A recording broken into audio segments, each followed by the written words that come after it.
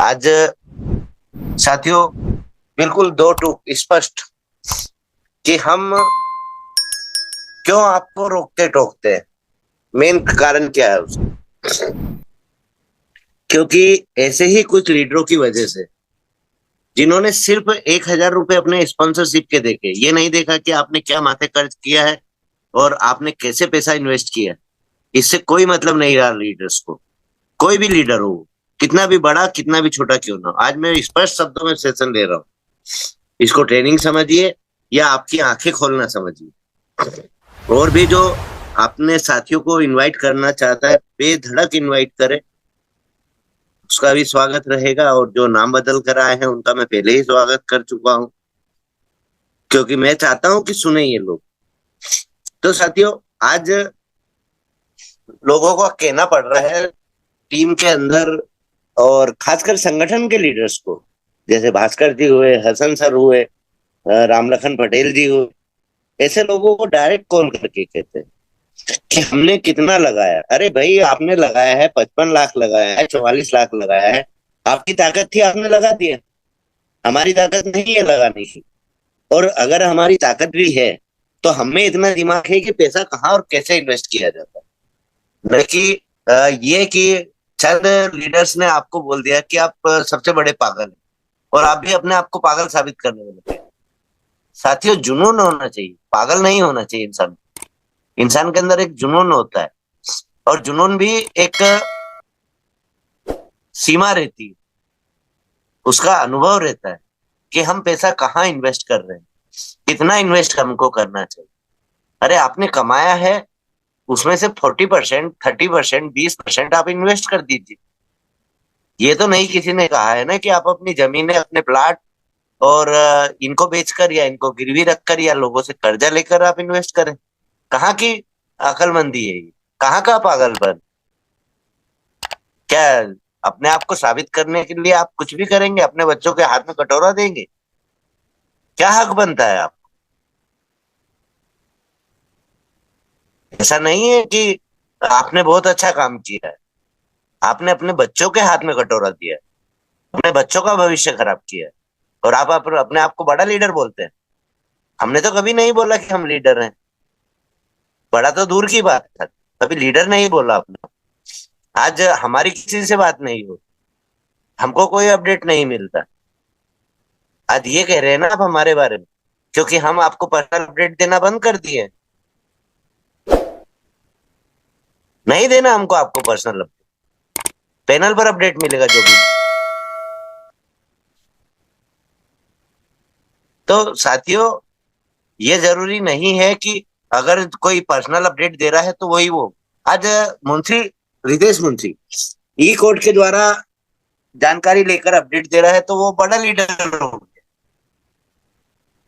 आज 8-9 तारीख का अपडेट सबको मालूम है, ई कोर्ट का क्या अपडेट था। आज वो अगस्त में तारीख चली गई। कहाँ का न्याय है ये कि अपने जो खुद रास्ता भटक चुके हैं और अपने आप को अलग संगठन में शामिल कर रहे हैं और कह रहे हैं कि दान पुण्य कर रहे हैं हम। अरे, 300 रुपए में 100 रुपए की बाइनरी आप ले रहे हैं, तो कहाँ से दान पुण्य कर दिया आप लोगों ने? कहाँ से फाउंडेशन खड़ा कर दिया? आज फाउंडेशन सरकार भी खड़ा करती है। वो योजनाएं का लाभ उठाने के लिए, लोगों को बेवकूफ बनाने के लिए आपने संगठन खड़ा कर लिया, तो आप बहुत बड़े लीडर हो गए। और वाघेला जी, आप अगर इतना ही इन्वेस्ट करे थे तो आज आप भरोसा क्यों नहीं कर रहे हैं इस पर? आज क्यों कभी मोरल में जा रहे हैं, क्यों कभी प्री मार्ट में जा रहे हैं, क्यों कभी सावी जैसे संगठन में जा रहे हैं? क्या कोई जवाब है आपके पास? नहीं है सर, क्योंकि कुलदीप को छेड़ना मधुमक्खी के छत्ते में हाथ देने के बराबर होता है। जितनी सच्चाई आप नहीं रख सकते ना, कुलदीप वो सब खोल के रखता है। क्या आपको ऐसा लगता है कि हम लोगों को नहीं मालूम आप क्या कर रहे हैं? हमको कोई मतलब नहीं है सर, आपको अपनी रोजी रोटी कमाना है, आप जो चाहें वो करें।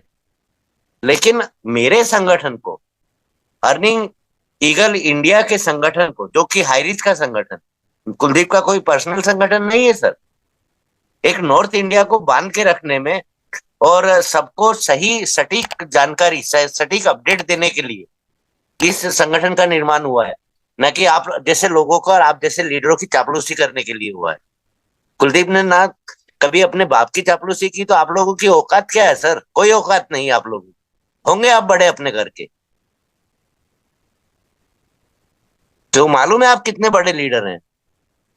चाहे विश्वजीत हो, चाहे रितेश मुंशी हो, चाहे प्रेम कुमार वाघेला हो, चाहे राहुल नेरकर हो, जितने भी नॉर्थ के बड़े लीडर मानते हैं आज अपने आप को, मेरा सबके लिए खुला चैलेंज है ये। क्योंकि मैं किसी के घर हाथ फैलाने नहीं गया कि आप मेरे संगठन में शामिल हो। और कभी मैंने आपसे नहीं कहा कि आप मेरे को बड़ा लीडर समझे या गुरुदेव बोले या बोले। कभी आप लोगों के मुंह नहीं थकते थे चापलूसी करने के लिए। आज कुलदीप बूढ़ा बन गया आप लोगों की, क्योंकि कड़वी बात बोल दी आप लोगों के लिए, सच्ची बात बोल दी आप लोगों के लिए। सर, सच्चाई को रखने में कलेजा चाहिए, कलेजा। ऐसे सच्चाई नहीं रखी जाती कि आज इसका गुण गा लिया, कल उसका गुण गा लिया। जो सच्चा आदमी है वो कभी नहीं घबराएगा किसी से।